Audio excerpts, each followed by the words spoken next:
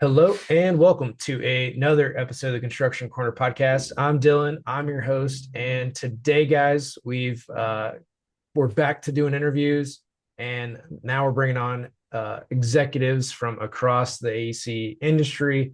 And today we've got William Bethurum, and I probably butchered Well done. that. So William's on and really to talk about some of his big projects. So he cut his teeth in LA doing oil refineries when and gas were cool in California, which there's a ton of it here. That's how Jerry Jones bought the Dallas Cowboys, by the way. If no one's heard that story, it's pretty good. Um, Doing oil refineries, semiconductors for Jacobs Engineering, and basically fell in love with construction, doing big projects, big cool stuff for Jacobs when uh JJJ was still running it probably back then. Um, so started his engineering firm in 96 under the name Industrial Power Engineering. As he says, a big title for a small company. And then over the next 28 years, expanded into other industries and built large projects and went through a couple of recessions and rebuilt, rebranded.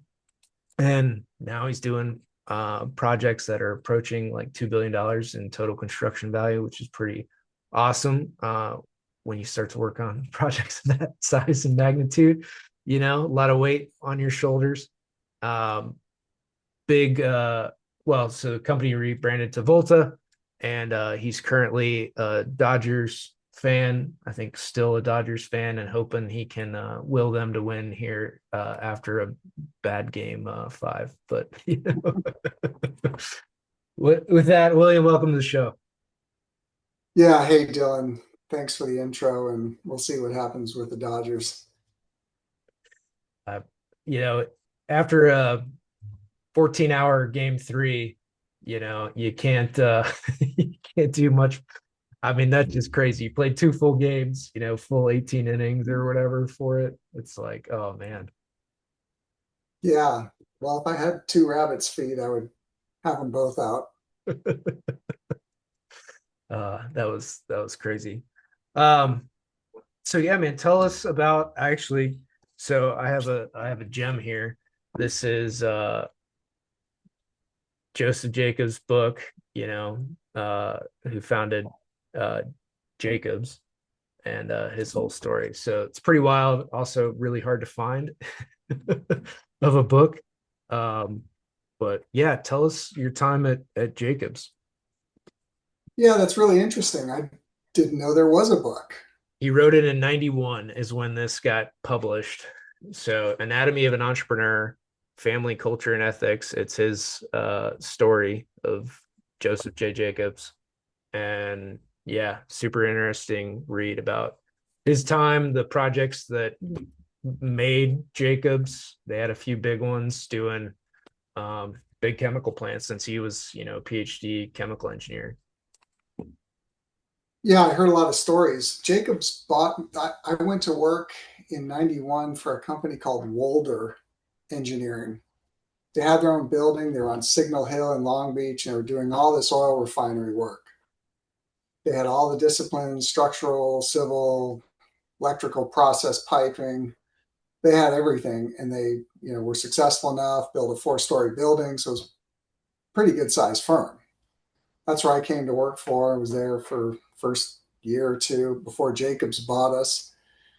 And of course, Jacobs was acquiring. They went on an acquire and tear for a long, long time. And so that we may have been at the front end of that.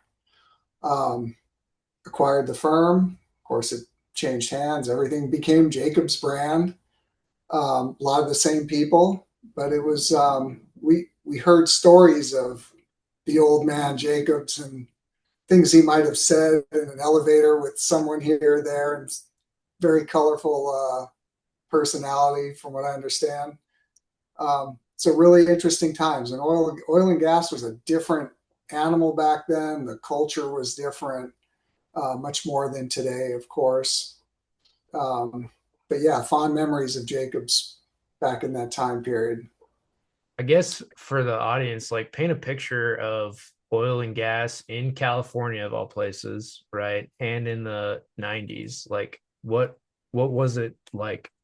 It's one project type that I have not done is like huge. I mean, I've done industrial and manufacturing, but not like process piping and process, stuff. That's a whole different world.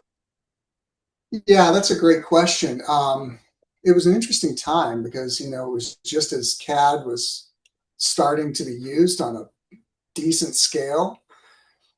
So you've got oil refineries, these big plants that still have the blue lines with I can't even remember the name, with the electric racer on the Mylar.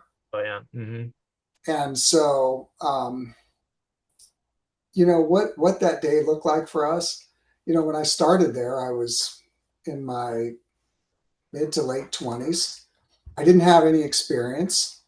So I was thrown into this world, and I had just maybe one power class at ASU. And they throw me in with the engineers, and there's two or three engineers and a design team of about 12 electrical designers. And basically, I'm given a bunch of specs. So I'm writing specs and learning specs, going to the field, working with the design team, and they're taking care of all the intricate details and the CAD and everything else and blue lines. So we'd spend a lot of time, coordinating in office, and then we'd be out in the field, Arco, Unical, Chevron, power plants, so Southern California Energy, and you know these refineries are old. They've been built over decades and decades before that. So, what does a day look like? You're digging through old drawings, motor control centers, trying to figure things out. Um, it was really, really fascinating, and it gave you an insight into a couple of things. One is some of the most complex existing conditions you'll ever find because of the history of these refineries. So anything you want to put underground, there's a lengthy process to figure out what is under the ground, railroad tracks, HF piping, things that you have to be sensitive with, and also the process controls. It was great working with coordinating with the process guys, learning about field instrumentation, um, analog and discrete controls, DCS systems, PLCs, like um, so those were kind of the early takeaways. Was a lot of nuts and bolts and just getting into the dirt big time. I guess with that, like in the refinery world, it sounds like you were fortunate enough to be able to like get in the field and see, how things were going. And then, I mean, those plants couldn't shut down, right? So everything's in continuous operation while you guys are, either upgrading pieces or expanding and adding production capacity to the facility. So, I mean, how kind of was that, being a young guy and seeing every big processing, right? Because I mean Long Beach still is one of the biggest refiners in the country. Yeah, and we're doing this. If you remember the early 90s, we were doing this, and you might be driving to work. And at the time, I probably came from Huntington Beach. And I lived in Long Beach for a little bit, but you're driving to work, there might be riots, Mm. or there was OJ, or there was fire. Like it was a turbulent time. So that's just some um, backdrop. But yeah, what was your question again? I lost my train of thought there. Well, just as like a young guy going into these big facilities, right? Kind of big industry, like not knowing any better and that kind of being your first foray into it, and to see, all this existing stuff, and then you've got to add on and keep everything running and maintain it. So Yeah, what's that feeling like in, in those types of environments? yeah, it was really different than it is with a lot of mission critical today. A lot of mission critical today, we build from the ground up and we sell our redundancy. And it's like, we put the pieces in place that we need to achieve the cost and redundancy and reliability that our project needs. And back then, oil refinery is different. They're sprawling. You've got reliability issues everywhere. And one of the first projects I did was, it was a water storage and processing project, which at the time, these are 1992 or $3. It was a $30 million project, which pretty big for, you know, starting engineer. And yeah, basically transporting, water across a refinery in like 5 different locations. And we're talking about 500 horsepower, 300 to 500 horsepower medium voltage pumps and distribution across an entire refinery. So the complexity of the coordination was incredible. And, the design team was so good and the drawings that they did were so detailed. That's probably the biggest takeaway from then and now is when you look at a drawing back then, there's a vessel or a pump. They're drawing the equipment to the nuts and bolts and the shading and the conduit fittings. So to answer your question about the redundancy, it was just massive. It's just different, and you just took everything case by case. Yeah, it was pretty incredible. I guess in seeing that over the like decades, right, and being in the industry, what was maybe the catalyst or thing that you've seen where, I think that's probably the thing that engineers get the most flack about is, lack of detail maybe in some things that we do today or produce, but where's that where'd that drop off start? Or, what do you think maybe is the culprit of that, just contrasting then and now? Because I've seen the same thing, and even in a lot of the construction building drawings, right, for given hospital or whatever else, there's, usually a lot more detail into those things. It's a great question. It's one I have a lot of friction with in my space, in the business, with clients, with other consultants, is what's the appropriate level of detail. And so, in process controls, there is a level of detail that you have to have, and that gets split up a lot between your I&C engineers and the power side, and then you come together in the middle with your motor control and all the points of interface. How that dropped off, I saw a lot of this. So I came back to Phoenix, shortly after 93, I had a little break, came back and worked for Jacobs Phoenix building semiconductor facilities in Texas and Arizona and all over the place.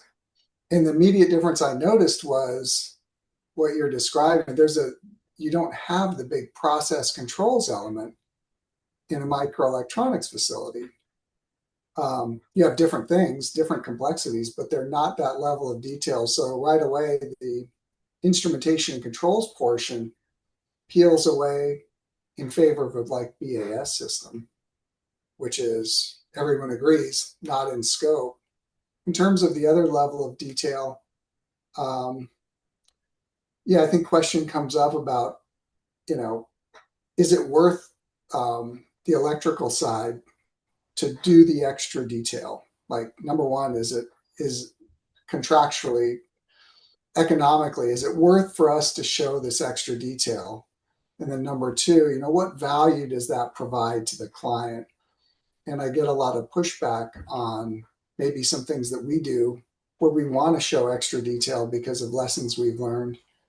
But I think that's a big drop off. I think that, once you go from process facility to structure, building and even large battery plant. We're doing large battery plant. And it's got a lot of process in it, but generally that's taken care of by the owner's team or in a design build fashion, and it doesn't bleed over as much as, say, a Jacobs project where they're turnkey. Yeah, I would tend to agree from everything that I've seen on like, going into other process facilities or chemical plants, like there's more detail and drawings that I've seen there in those facilities. Cause I think you're right that the instrumentation and controls guys, um, they have to have that level of detail where everything goes. And the same with like the kind of process drawings that I see out of manufacturing. When we worked, I did a lot for Ford plants when I lived in Louisville, and those CAD drawings and everything that those guys put together on the process side of it. Our building infrastructure is fairly simple relative to the process piece of it because we lay a 400-foot bus duct in there, 5,000 amps, and like go to town, guys.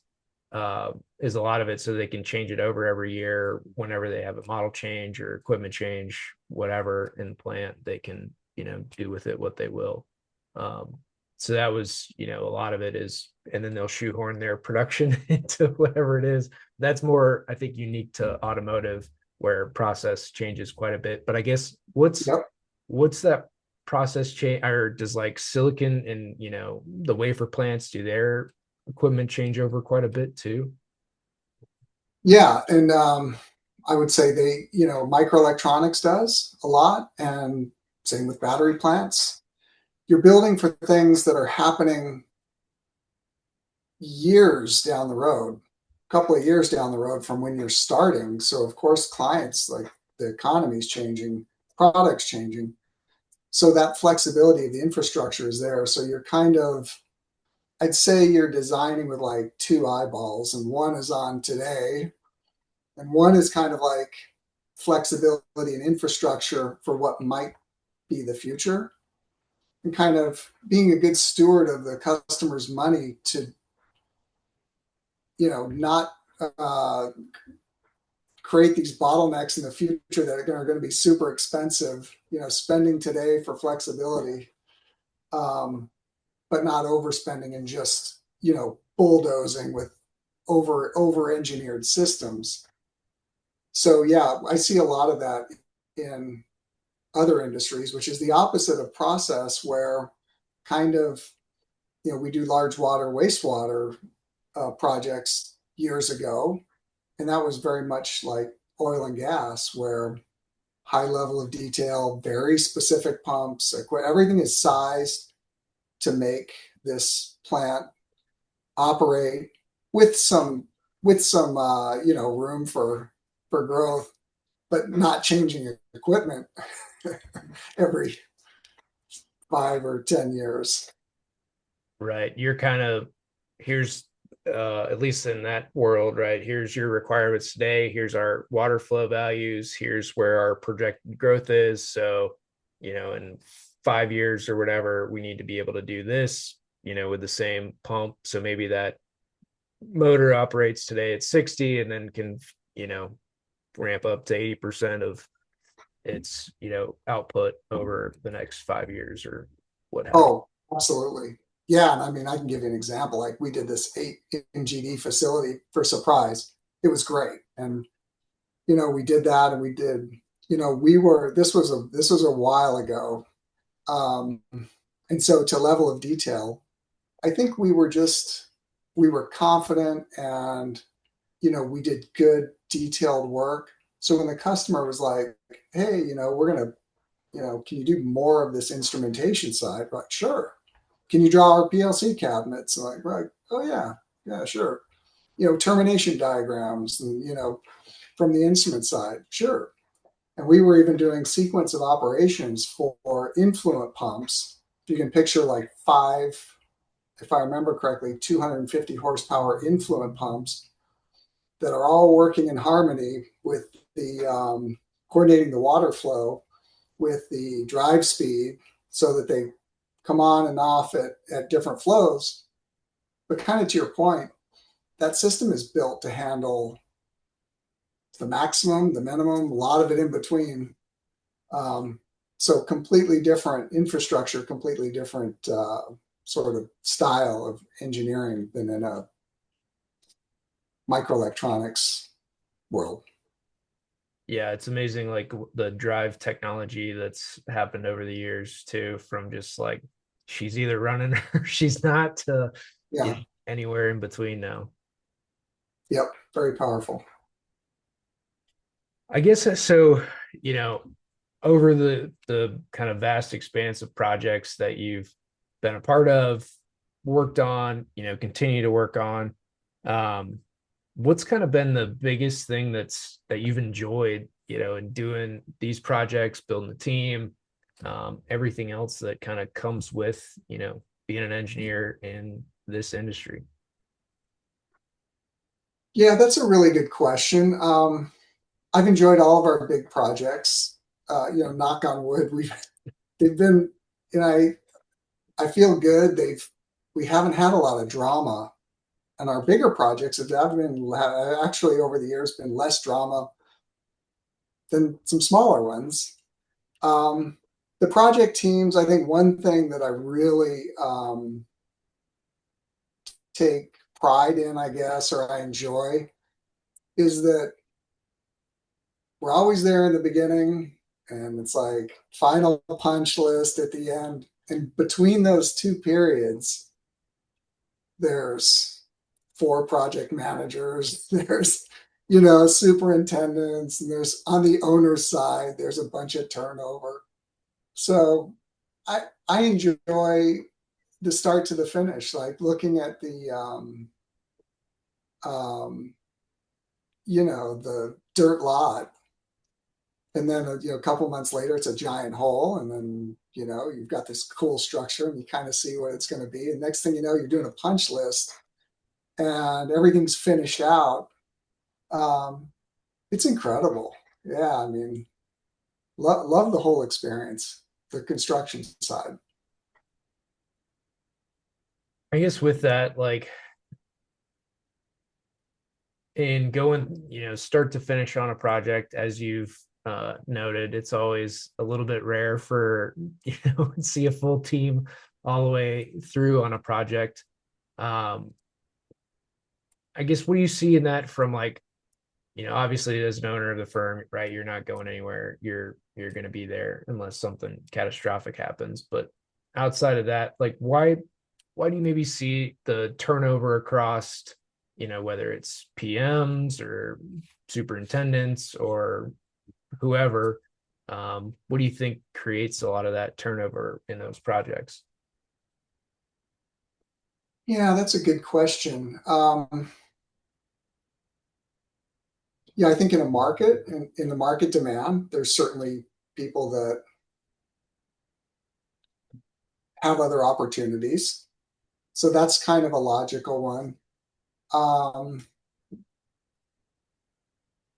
yeah, I can't say I've seen a lot of people that just weren't a good fit. I guess I don't know enough of the backstories of the players and why they change. I know friction when I can sense it and I hear through the grapevine, like we all do on projects. You're like, oh, owner Bob and contractor Jane, like, so, when that happens, all I know is for my team is we just run the playbook. When someone sends something, execute like you always do, stay out of the drama. And that's been something that's served us really well, is not getting caught up in drama, whatever that might be. And so even when things are uncertain, um, just run the playbook, man. You got submittal, do the submittal, do the RFI, answer the phone, like execute. That's great advice. I mean, a lot of the times, that's all you need. And to fill in sometimes the history of a project for the new guy whenever they come in is, probably the other part of that too, with turnover, um, for it. It happens, and who knows, right? They stay with the company, but they're just on a different project, um, for it. Yeah. Yeah, sometimes how that happens too. Uh, with that, I mentioned, just running the playbook and doing what you guys do. What are kind of the, I would say typical, but no project's ever typical anymore. But what are the like standard industries that you guys like to play in? Um, well, coming from the oil and gas side, we gravitated towards the more complex projects, which led us to mission critical, which is like, 911, data center, um, products that require, projects that require, hardened facilities, emergency command centers, um, projects, a lot of UPS, generators, you know, manufacturing where uptime is critical. So that's where the industry has led us. However, along the way, we have clients, we have ebbs and flows in the market, and we've done a number of other we've done many projects, hundreds of projects, thousands maybe in tangential industries, softer projects, government office, commercial office, luxury hotels, high-end restaurants, um, recreational. So sporting like sports facilities. So I think the nice part about doing that is it gives you an appreciation for the exact opposite. You're like, here's automotive manufacturing, and it's hazardous locations and oil and gas, water, wastewater. It's very dirty, grimy. Like semiconductor, clean rooms, like you know, class 10 clean room. You're like, wow, this is super clean, but it's still really industrial. And then your guy building a luxury hotel or apartment, whatever he's building has a completely different set of values, still important. So it really gave us an appreciation for some of the softer side, um, high end lighting design, and some of the things that spill across your other industrial projects, but not the primary value of those. Do you have a market that you prefer, or just kind of, like you say, it ebbs and flows and you get that appreciation on both sides? Yeah, well, the market is so big. The I prefer industrial, and the harder the better. The industrial and mission critical. And I found over the years that the customers are more knowledgeable, more predictable, easier to work with. And I think when you're vibrating at that same frequency as your customer, and you can bring the expertise to the table, and your customers like, hey, I'm in need of this expertise and these intricate nuances of our industry, and where you can meet them there. Um, I think those projects are expectations met better with the customer, lower risk, and there's more a sense of we're in this together. You're making a lot of decisions together. And then when you add the contractor, the architect, the owner, um, the other consultants, and you're making decisions that are well coordinated, there's even on the biggest, most complex projects, there are much less chances for lack of compliance or lack of coordination or missed expectation as you would find in a project where the owner's less educated, doesn't care as much about the electrical, just wants it to work, fewer touch points, and depending on the project team, you can have a lot of reasons for missed expectations or um, compliance issues. So that's a long-winded way of saying I like industrial, I like the complex, I like those owners better. They are much less risk than someone building apartment buildings. That was the example I was going to give, rule by spreadsheet versus, yeah, I mean, that's the easiest way that I always sum up apartment guys or developers of, multifamily, whatever, is it's rule by spreadsheet. And if it doesn't fit, then, it it's doesn't fit. Um, So a lot of And issues. by the way, sorry to interrupt. I was like, there's a playbook you can run for those guys, but you got to know how to run it. There is a playbook we can run for them that we all can, but you got to run it with care. Yeah, no, I mean, you just have to. I like to always, since with vertical design services, our engineering firm where we service just electrical contractors, right? Those are our partners for solely design build stuff. Um, in that world and playing, and partnering with them, it's like, what games are we playing here? Right? Are we playing the full package turnkey? I like that world a lot better, or are we playing, we need to win the project first and then we figure the rest and, clear the scope gap for the rest of it, what the owner didn't know they wanted or needed for it, and we clear that later. Or, what games are we playing within the project?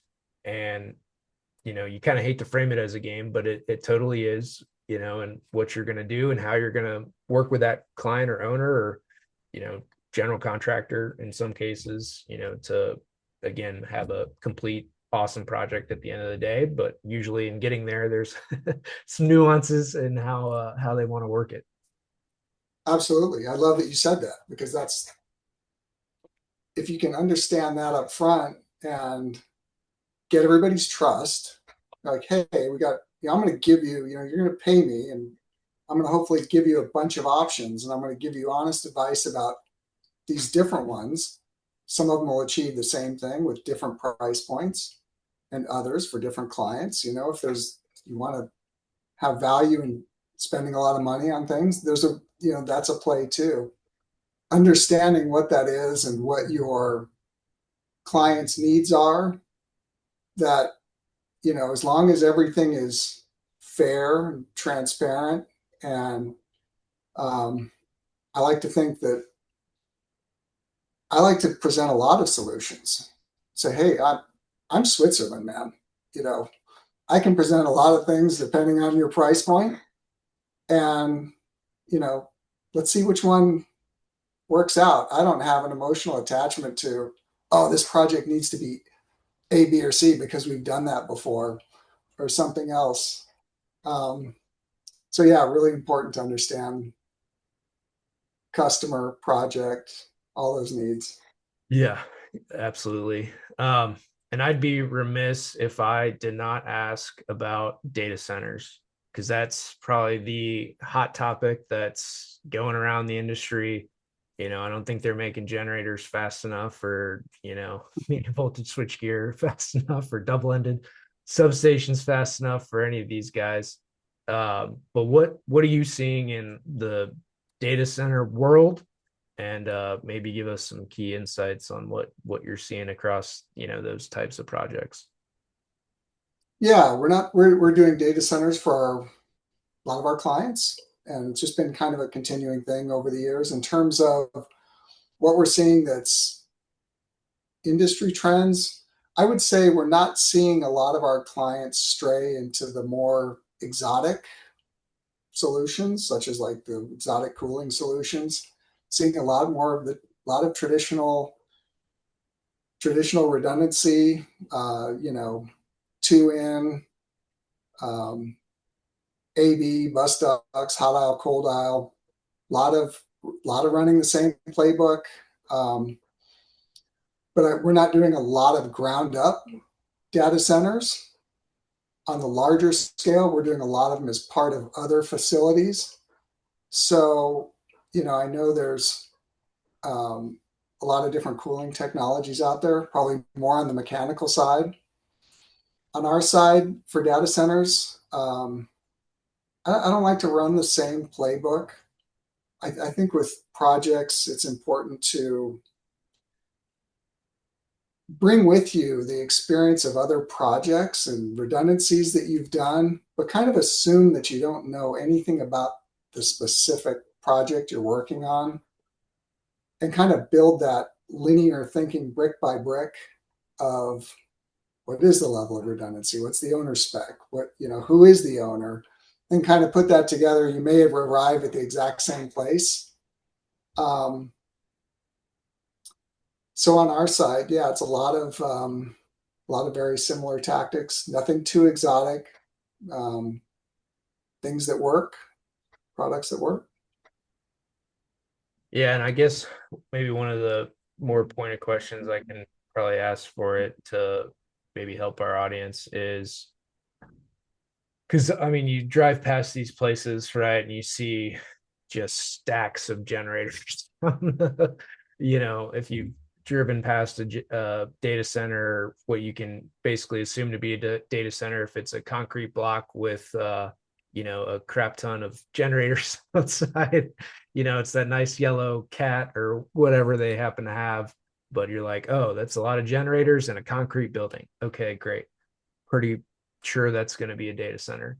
Um, in that, are you seeing more kind of everything at the like top end distribution? So this is going to be a nerd electrical question for it, in the redundancy piece, where they're pulling generators at the top end of the system. So you're taking, utility in at whatever voltage, and this is probably going to be another question in here too, is like taking higher and higher utility voltages so that they start saving cost on electricity being their number one operational expense, and taking up higher voltages. And then with that, putting the generators and basically having ATSs at whatever 24 kV or some higher voltages in there to take all of that and really, top down uh, redundancy for the facility.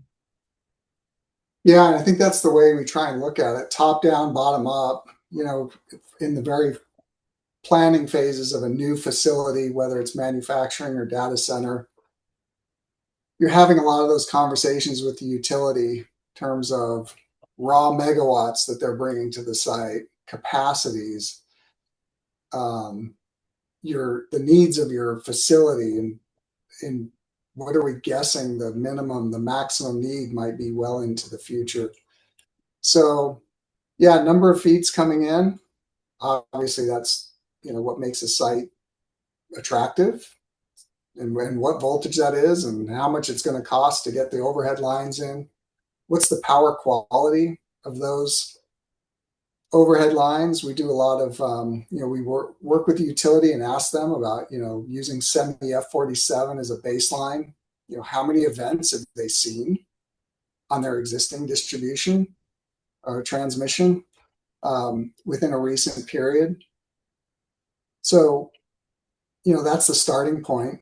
And then the size and the scale of the facility, whether you're going to distribute it 25 kV or 12470. So there's some nuances there to what you might pick.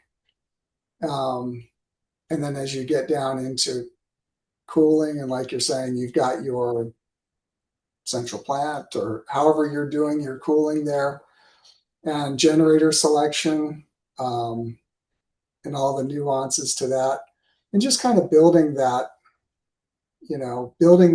distributed redundancy from top down until you get down to your UPS level. And I always say you're trying to balance complexity with reliability, and as you're building you know that system, depending on whatever tier you're at, whatever distributed redundant level that you need, you can keep adding complexity to give you every scenario to switch here, and I can cut over here, and I can move load back and forth. But there's always a sweet spot that's like just enough complexity, but not like to give you the redundancy you need, but not so much that you just make a rat's nest and you've got a whole bunch of extra equipment to maintain that can subsequently fail. So that's kind of the top down, of course, and then we do bottom up during design phase. I mean, during schematic and going forward, where we're actually matching loads and then adjusting. But I think those important decisions, I know a lot of the facilities we program, we talk a lot about generator voltage and control. And of course, if we have central plant, how the central plant operates from a process perspective, if you have variable speed chillers versus, standard. So yeah, that's where a lot of the A lot of the magic happens right in that front end. Are you seeing more data centers taking higher voltages just to get the cost savings on it? So you're seeing higher voltage, instead of in the 15K range, whether it's, 1247, 13.2 range, to bump up to that 24 kV or even higher. Are you seeing, anything in that just to reduce utility costs? Yeah, and again, I'm doing more programming and construction of large manufacturing. Hmm. So in the plant itself, what we're hearing in your large scale data centers is that yeah, there's in the more downstream distribution that taking advantage of higher voltages is happening at every chance you can. On the incoming, um, probably less relevant on the decision, but I think on the downstream distribution, I guess it all depends on how your plant is laid out. Um, but focusing on where you're getting those losses in the system. But I'm doing I'm doing 280 megawatt sub for a multi-site campus that's distributing at 12,470, and even at long distances, thousands of feet, we're still good. Our voltage regulation Yeah. is very, very minimal on those, and we're programming a lot of facilities at more like a 25 kV, and that's fine too. It all kind of depends also on the utility that you're working with and maybe what their standards might be. Yeah, because I guess what I was getting at from like a data center standpoint, right, where your number one cost for the facilities power, right, electricity, is, to make that jump from taking a 1247 line in from the utility to bumping up into that sub transmission voltage at like 24 kV, where you can then start saving, if you're doing whatever 25, 50, 100 megawatt data center. Well, now, that starts to be in the millions of dollars annually of savings just from receiving from the utility, that delta and incoming voltage. Yeah, absolutely. I think you would evaluate that early on. I think I would be in agreement with just what you said. Yeah, you're going to push for the higher voltage, the ideal voltage, and then kind of work your way backwards as to why wouldn't I? What are the what are the what are the negatives to that? I think those, I've spent a lot of time in these early discussions with the utilities. And man, when you get into the weeds on those, and there's so many related topics, and voltage is one, and what's the, are the transformers available? Like our sub that we did, that was probably still under construction most recently, and 56 MVA transformers, and those long ago discussions, those transformers are on a 2 year um, delivery, maybe even longer than that.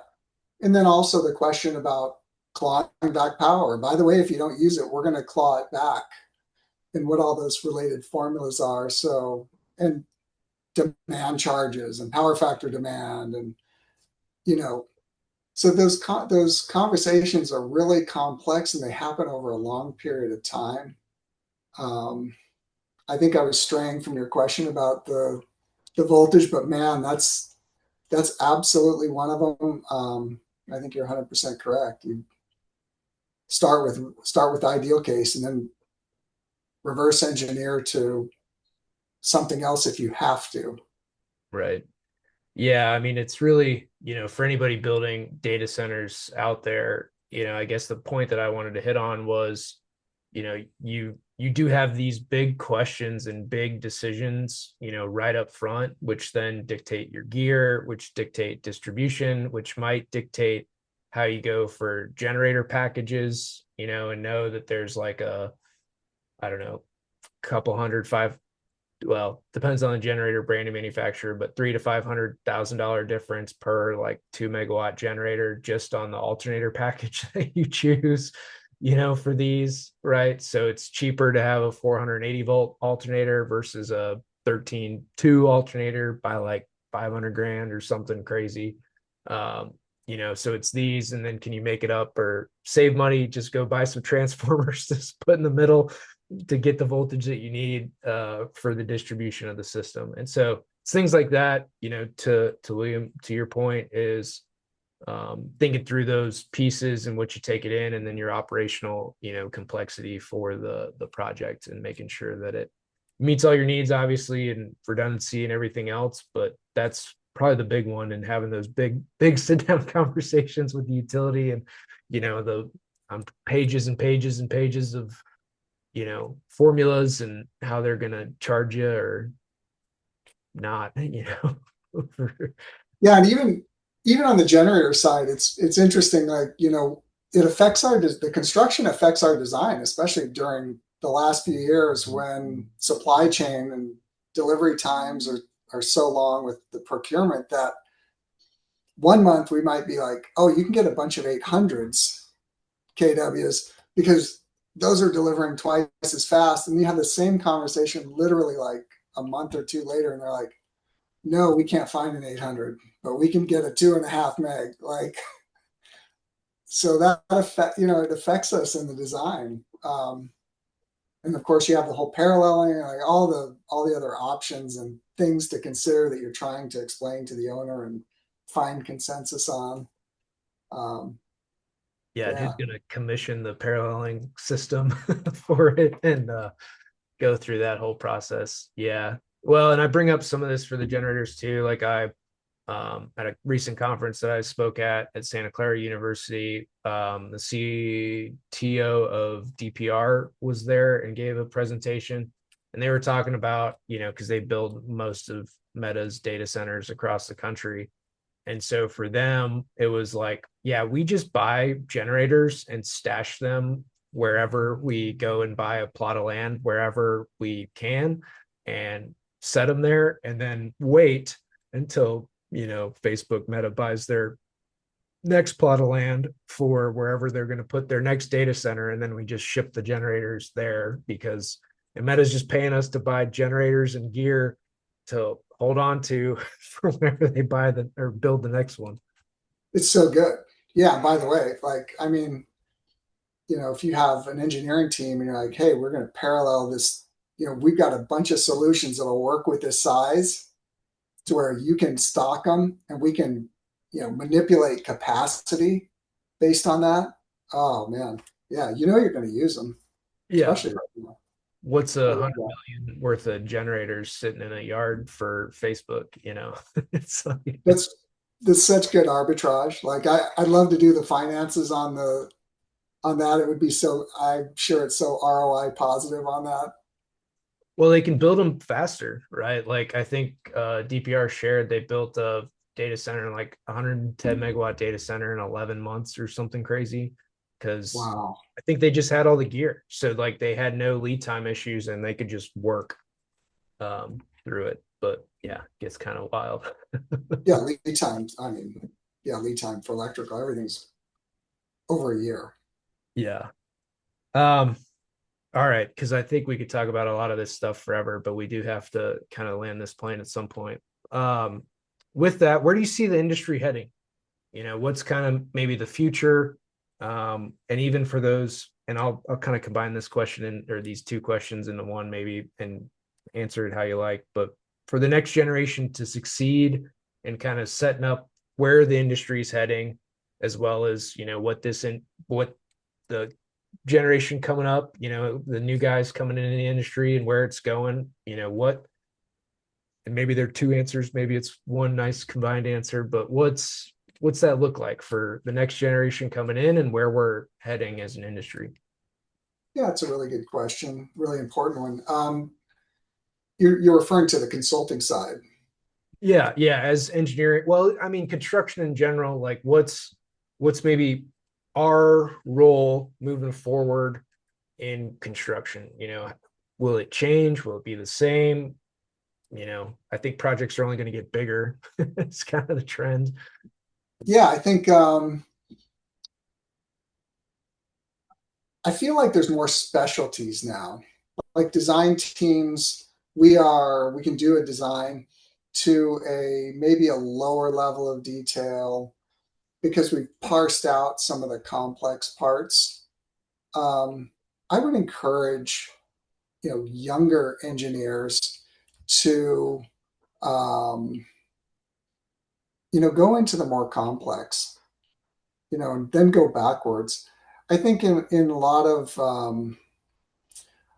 of lower complexity work, and I'm speaking for electrical, maybe it's true for some other ones like mechanical and plumbing, I don't know, but in lower complexity, I don't, I think the way the industry is going is there's not enough chance to get into the deep decision making. And of course, Revit, CAD, automating a lot of those decisions. We make thousands of those decisions. There's going to be ways to make those so much easier. We're going to find ways to produce projects so much faster, as you're well aware. Um, so I think the value is in the deep thinking, for sure. So I think you're going to have more of a split, whereas maybe 20 years ago, you've got teams that are learning at a very more similar rate across your designer to your engineer to your PE, whatever that team structure is. They're all kind of making the same decisions and learning them, and I think that gap is going to widen. And the more complex issues, the redundancy and design of generator plants and things are going to be handled by teams. But I think more of it's going to be automated. So I think you want to be on the heavier engineering side. I would agree. Um, I just gave a presentation at our summit last week in Madison for, we had multi-billion dollar general contractors there, guys that are doing a lot of prefab and all the technology behind that to do, metal studs and wall panels and everything else in that nature, to guys that grew their electrical contracting business to nine figures and exited venture capital. And then I talked about AI and automation. Obviously, we're building, built tools in Revit to automate receptacle layout, lighting layout, like kind of a lot of your construction document pieces, design documents for, schools, hospitals, offices, a lot of the commercial and healthcare type facilities, right? Or even the 20,000 square feet of office you get at the front of your manufacturing plant. Like all that, is and can be pretty much automated to lay it all out, place it, circuit it, put it in.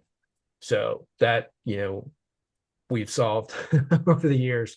And the thing that I see and really talked about was really the principles that Napoleon Hill talked about 100 years ago, in Think and Grow Rich is, when you can enter into a computer the prompt to say, give me an image, right? And this was also a meta concept because I built my entire presentation with, one sentence slides and then an image behind all of them. And all of the images generated were done by AI.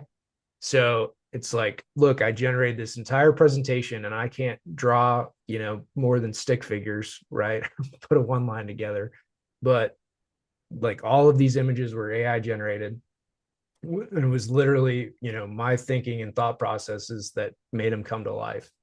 And so it's exactly, what you're saying. And if you can learn really the details, the principles that go behind a lot of this, you can make better, higher level decisions, which will create everything else downstream. And the more that you're able to do like those super complex projects, like I got my start doing arc flash studies, opening gear in industrial plants and walking around with a 65-year-old master electrician from the hills of Kentucky. And we went to hundreds of plants opening gear. I was the guy standing there holding a clipboard and holding a wrench for him and giving him tools, right? It was like a glorified apprentice.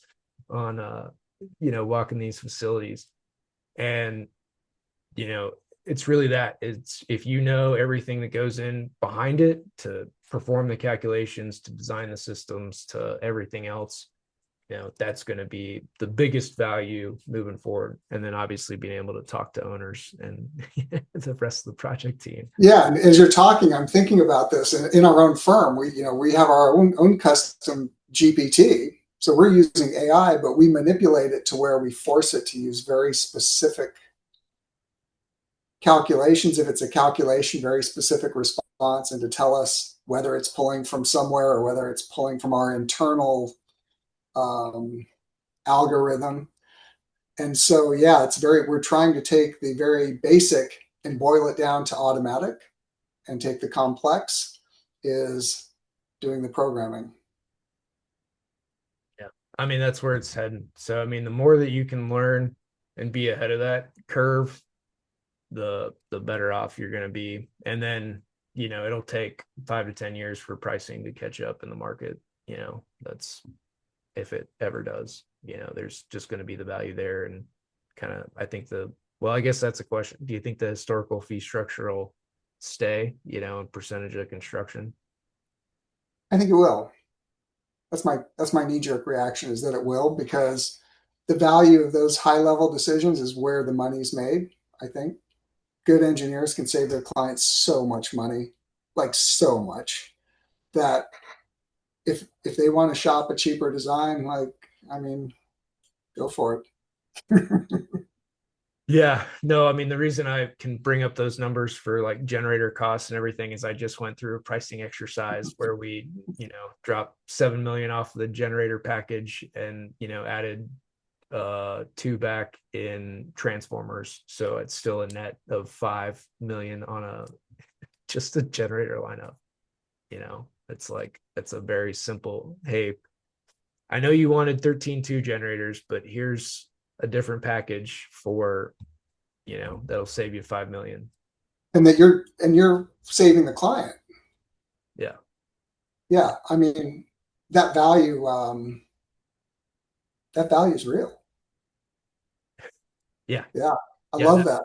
It's quoted like that's a real number Yeah, I love that.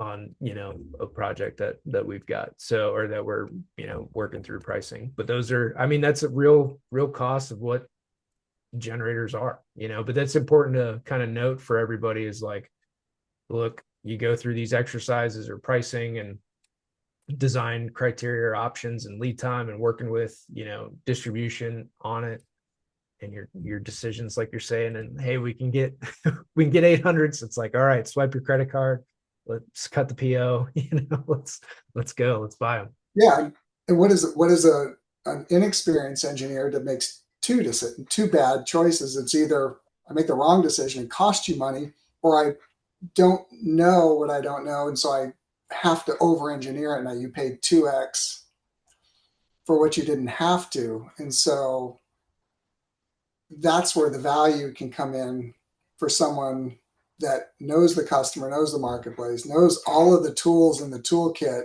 It's like, hey man, there's the right fit and there's the right price. I Yeah. think that value will be there, but what do I know? I mean, we got AI coming. Who knows? Yeah, the thing that I've always said too is like at the end of the day, your name or my name is still on the drawings, right? We're the only industry that being a PE and stamping drawings, like we take responsibility for it. You can design cars and it can kill 1 million people and nobody's responsible, right? There's not one name that's hanging on it. Very true. Yeah. It's the only industry that does it, and the rigmarole that like architects go through to get licensed is also just insane. And then Yeah. all liability that they take along the way. But um William, any last words, any last advice, to keep our time commitments here? No, that's great. I liked how we finished up on that subject. That's a great one. Awesome. Well, guys, William, where can they find you? Um, LinkedIn, LinkedIn, and our website, Volta US. That's where our information. We're based out of Phoenix, Arizona. Uh, we serve the Western Hemisphere. I should say the Western United States Hemisphere, even though we do work in Texas and other places. And we live in the industrial space mostly. Awesome. Well, with that, guys, all the links for William will be in the description. And William, thank you so much for coming on. And until next time, that is this episode of the Construction Corner podcast.